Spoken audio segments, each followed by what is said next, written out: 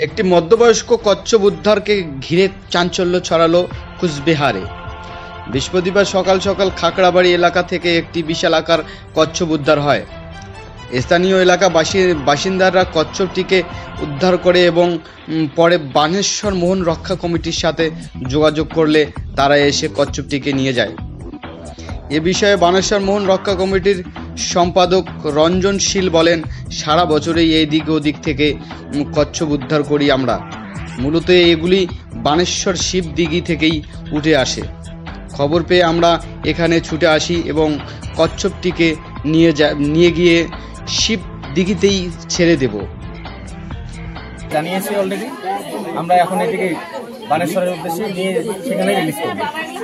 বললাম যে এরকম কচ্ছপ কোথা থেকে আসতে পারে, কি মনে করছে? এটা কি পূর্ণবয়স্ক, মধ্যবয়স্ক এবং বানেশ্বর থেকে আসে সব সময়, মানুষ এদিক সেদিক যায়। বর্ষার সময় যখন জল বাড়ে এদিক সেদিক যাওয়াটাই করে, তখন নানানভাবে সারা বছর রেস্কিউ করতেই থাকি আমরা সারা এরিয়া থেকে, বিভিন্ন প্রান্ত থেকে বিভিন্ন প্রজাতির হয়। তবে এটা আমাদের ব্ল্যাক সফটেল প্রাণের, এটা বানেশ্বরের প্রজাতি।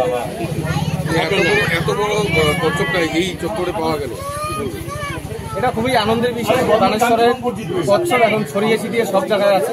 আপনারা জানেন দীর্ঘদিন যাবৎ শিবপুকুরে যেহেতু খাবারের অভাবে কচ্ছপ বেরিয়ে গিয়েছে চারদিক থেকে, এখন চারদিকে বানেশ্বরের যে কোনো নালা নর্দমায় কচ্ছপ সুস্থ আছে শিবপুকুর ছাড়া, এবং যে কোনো প্রান্তে আমরা যখন তখন এইরকম কচ্ছপ উদ্ধার করে থাকি।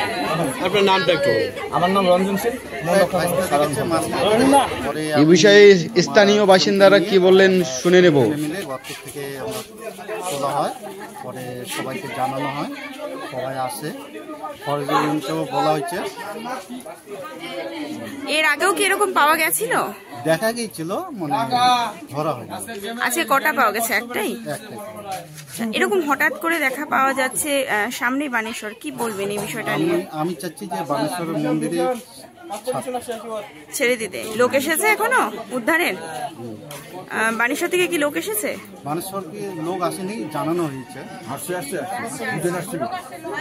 এখানে কিভাবে এলো? এখানে কিভাবে আসলো হ্যাঁ সেটা তো বলতে পারলাম না। আপনার নাম? আমার নাম হচ্ছে সমীর বর্মন। বাড়ি? এখানে এসে ওদের কাছে জানাবো। আমি প্রথমতই জানাবো এই এলাকার এলাকাবাসীকে ধন্যবাদ জানাবো। আমি আসার পরে দেখছি ওরা মোহনকে জল বোতলে করে জল খাওয়াচ্ছে।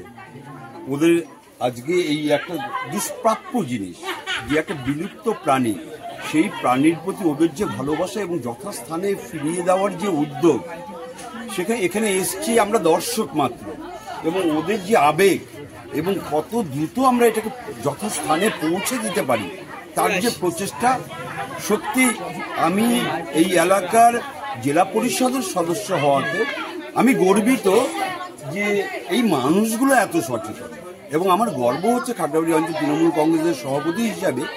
সত্যি ওরা প্রাণী সংরক্ষণের জন্য ওদের যে তাগিদ, অন্তরের যে ইচ্ছা, সেটা এক কথায় ওদের এটাকে দেখে আমি নিজেও শিখলাম ওদের কাছ থেকে। আপনি কখন জানতে পেরেছেন এখানে যে মোহন পাওয়া গেছে? আমি জানতে পেরেছি এখন